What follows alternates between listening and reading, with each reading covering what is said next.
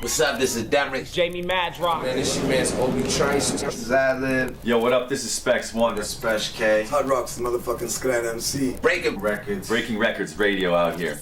This is Breaking Records Radio. Check him out, man. Breaking Records Radio, you know what it is. It's your man Maloney in the place to be right now. We chilling backstage at the Slaine show right now, Bell City, Brantford, the hometown, you know what it is. We got the Boston Bandit right now, you know what it is. Slaine, home of Wayne Gretzky. I see it everywhere I go. Yeah, Wayne Gretzky Boulevard and all that shit. People call Wayne Gretzky the great one. I call him the fake one. He's a pussy ass motherfucker. Well, yeah, look, he was an incredible hockey player. He was. He smashed the Bruins in the Stanley Cup when I was a kid, I remember well. Yo, Wayne Gretzky was a great hockey player, but he's a pussy motherfucker. I don't know. But you know what? I salute you for saying that. Still, because, put it this way, I'm from Bell City and I got motherfucking burned. But, no, straight up, we got the Boston motherfucking marathon right here. Slaine. Alright, but one thing I really want to touch on, because I feel like one part of your history a lot of people don't recognize or understand, is the special teams thing. And when I first heard of Slaine, it was through Special Teams with Edo G and Jason. Yeah, man. And that album you guys put out, Stereotypes, honestly, in the last 10 years, is one of the hottest hip-hop albums. A lot of people say that, man, and I'm proud of that record. We did a mixtape first, and then we did an album that came out. Sean Price, rest in peace, got us the deal with Duck Down Records. Really? Yeah, and that record came out on Duck Down in 2007. And we haven't made a record together since. We're all still very cool, and Edo's been on some of my albums. Jay's on a bunch of my albums. Jay tours with me a lot. Jay tours with Edo. I think you'll see another Special Teams record. Yes, really? Yeah, because those are my brothers. I love those dudes. It's just everybody got busy with their own stuff. Well, that's the thing, right? And it just happens in life. Like, people say the same thing, like, oh, what happened with you and Mad Child? It's like, yo, I got mad love for Mad Child, but you got other things going. People live far away. People are touring all the time. We got different business situations, different, just things change, man, and time goes by, and it just is what it is. But I got mad love for all those dudes. And that's the thing. As a Canadian hip-hop lover, I really love the Supreme thing that you and Mad Child did, because that's dope. Because Mad Child is ill. And a lot of people, in our scene, try to take credit from him for different reasons, this and that. But the thing is, Mad Child is an ill MC.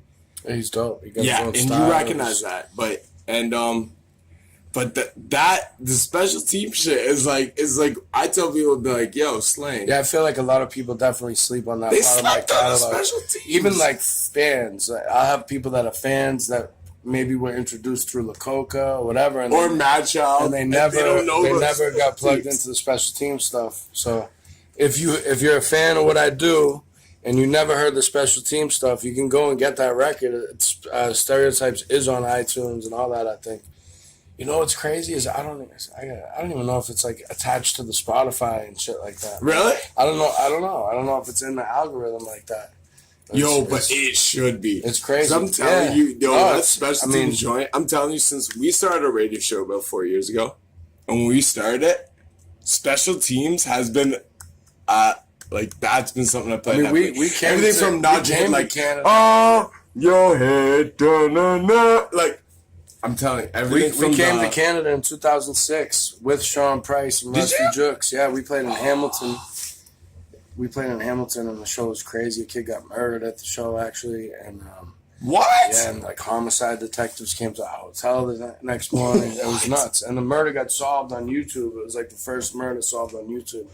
And, what? After that, Sean Price ended up getting us the deal with Duck Down, and yeah, it was. So that was before you even had to deal with Duck Down. Yeah, it was before. It was 06. So we had just put out the Special Teams mixtape, and then we did a little tour with Sean Price. It was like 4 shows in Canada. We did like Montreal, Ottawa. We did Hamilton, and I forget where else. Somewhere else. Did you see that? I can't remember, man. That's crazy.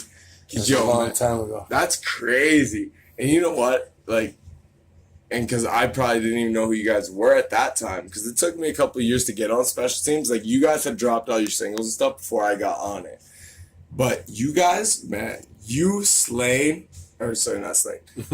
You, Jason, Jason, and Edo G. Well, I did a joint with Edo G back in 2013, but like Edo G is a Boston legend, and a lot of times I tell people about special teams. I'm like, you know, special teams. I'm like with Edo G and Jason, like, and obviously I understand that Jason might not be as well known to the mass Yeah, public. but Jason is nasty. Oh my God, he's filthy.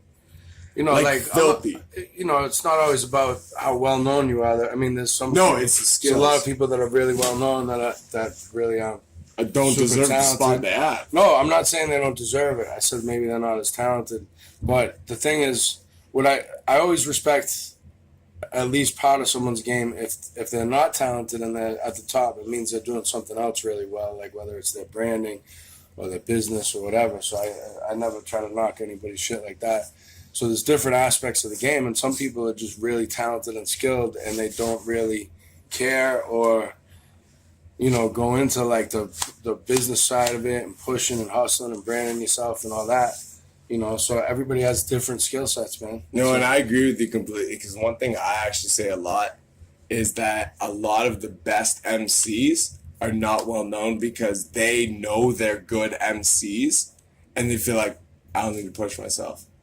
The world's going to respect me. Well, you know, And I'm not saying that's also for a different Jason, game. but it's... Yeah, I'm that's- not even talking about Jason specifically, but you know, some people, you know, not everybody's built for this, man. It's a lot of time on the road. Hard work. It's a lot of time on the road, and the kind of hip hop, like real hip hop music, is not really at the forefront and mainstream. So there's not like a huge paycheck. You know, you can make a good living. Don't get me wrong, but it's not like what people used to envision, like blowing up and making millions of dollars. It's a grind, and it's a grind. blue collar living, man. Going city to city like And that. with that being said, you also said in the one joint, I can't remember the name of the joint, but you talked about how actually you chased your dreams and you lost your life. All right, we're good. But in a joint, I can't still remember. recording? Yeah, it is. I can't remember the name of the joint, but you said in a specific song, You're gonna destroy everything. destroy everything. That's exactly it. And I feel like that's exactly what you're saying. It was like, I chased after my dreams and I found what I was looking for, but in the process, I lost my leisure time. And within losing my leisure time, I lost my wife. I lost my... Well, a lot of lost that what was important A lot of to that me. was through addiction and stuff too, but definitely, you know, it was all part of the, you know, part of the circus. Yeah. Part of the show. So, but hey, man, you know, we And- live and learn, and I accept every part of my path. It's all been a beautiful struggle, man. It's all been. And with you saying part of the circus too, the joint you guys did with DJ Revolution, Yeah, the hard top, yeah. that shit is so dope, man. Yeah, I feel, that song slept on too. And DJ Revolution to me is maybe the best DJ. He might be one of the best If you ever DJs see of all him, time. see him rock a set live, he's so ill, and he could scratch so ill. He's a great dude. Shout out to Rev. What up, Rev? And man, it's just like, all right, we'll wrap it up. But one thing I want to ask. All right, I got two real things I want to ask you before we wrap it up. But first, how did you meet Edo? Hey, you need anything? I'm good. Like, how did the thing with you and Edo? Because I know you're a Boston hip hop dude, and I know Edo is a Boston hip hop legend. So how did you and Edo really like? How did that thing come together? You know, I was coming up. I mean, when Edo came out, I was a kid, and Edo wasn't just a Boston hip hop legend. He had the #1 song in America on You Billboard. got to have it. No, Be a Father to Your Child. Oh, I think, okay, okay. So, but he had 2 top 10 singles that year. So he was on, you know, on TV Raps and everything. So years later, you know, I was coming up, and I met Edo through Jason. And, Really? Yeah, I met Edo through Jason, and they were just people when I was doing, and they had that group ahead before, and it was with Crumb Snatcher, and then Crumb Snatcher had to leave the group. Really? And they were looking for somebody else to fill that role, and they invited me to do it. And of course, I'm not going to say no to those guys.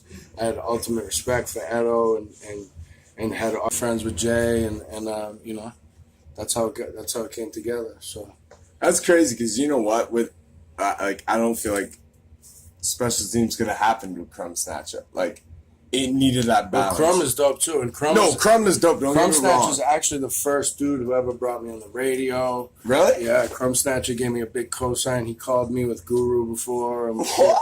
Played my music for Guru. I'm talking That's about crazy. pre-mixtape stuff, like demo stuff. He played to Guru. Really? Eh? Yeah. So Crumb was like, Crumb's your dude. Crumb was a great dude, and he was always real supportive of me, especially when I was coming up. And you know that's part of that is the reason that I got to where I got is because I had a lot of good people in my corner, people that believed in me, people who saw what I was doing, and you know, and that went all the way along from Crumb to Edo and Jay to Everlast and Bill. You know what I'm saying? I've been very lucky in that way. So.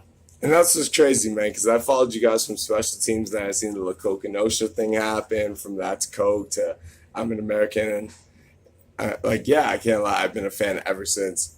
And What's up? I appreciate that. And that is crazy. And but yeah, it's crazy. Jay is so dope on the mic, man. Jay sounds crazy. But one last thing before we wrap it up. I mean, I have a last question I like to wrap every interview up with. But another thing I just want to touch base on, I hope you don't mind. I don't want to take too much of your time. But I have a feeling you and Ben Affleck must be homies. Yeah, that's my boy. Because you were in the town. You've acted, if I'm not mistaken, in another movie of his. He put me in Gone Baby Gone. First. Yes! Oh my god, I That's love one that of my favorite movie. movies. I didn't. I mean, I never knew Ben. He saw me in the newspaper. Really? For the music stuff. Oh, okay. For actually, when the Coka got together, the Boston Herald did a big story, and I had a picture of me. And I had kind of some of my backstory, and then it talked about the Coka getting together and me being part of it because I was from Boston. And Ben was cast in Gone Baby Gone at the time, and you know, he saw me in the newspaper, and I had all these missed phone calls, whatever. It's a long story, but yeah, I went in, I auditioned for it, I ended up getting that movie, and then he put me in the town a couple of years later, and of course, he changed my life, you know. That's so cool, man. Because you killed those roles, too, like. Yeah, man, it was cool, and you know, I wasn't ever really thinking about acting, and that kind of opened up the door for me, and then now it's like I'm 10 years in. I've done 10 movies. Like, you know, I'm obviously doing the music at the same time. But I think the movies are going to be the thing that I probably do. You know, I don't think I'm going to be running around on stage when I'm 60. Yeah, Rhyming. but the movies, But the movies, they're nice royalty checks, too, right? That's the long run. Yeah, man. The long haul. But now, this fall, I got a new record coming out with Terminology. It's called Slaine vs. Terminology. No. We got production by DJ Premier, No. Static Selector, Psycho Les from the Beatnuts, Evidence. We got some incredible features on it. We're going to be announcing it real soon. So Terminology is one of my favorite MCs. Thanks for having me up on the is show, one man. of my favorite producers. That is so dope, man. All All right, one last thing. I'm sorry, I know you got to get going, but one last question I'd like to ask. Are you a Mortal Kombat fan? No.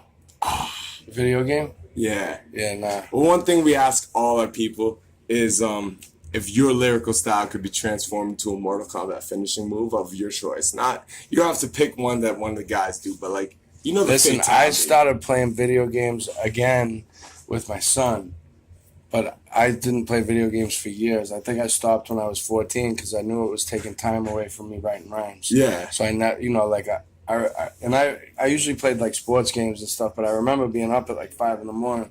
with like blisters on my thumbs, and I was like, "What am I doing? This is a waste of time." And instead, I started writing rhymes with all that time that I used to play video games. And you know what? That's actually It worked the best answer I've ever got to the MK finishing move, because that's realistic. Yeah, it So worked you know out what? for me. Much respect, my man Slaine. Thank you very much for coming bro. through. I really respect that.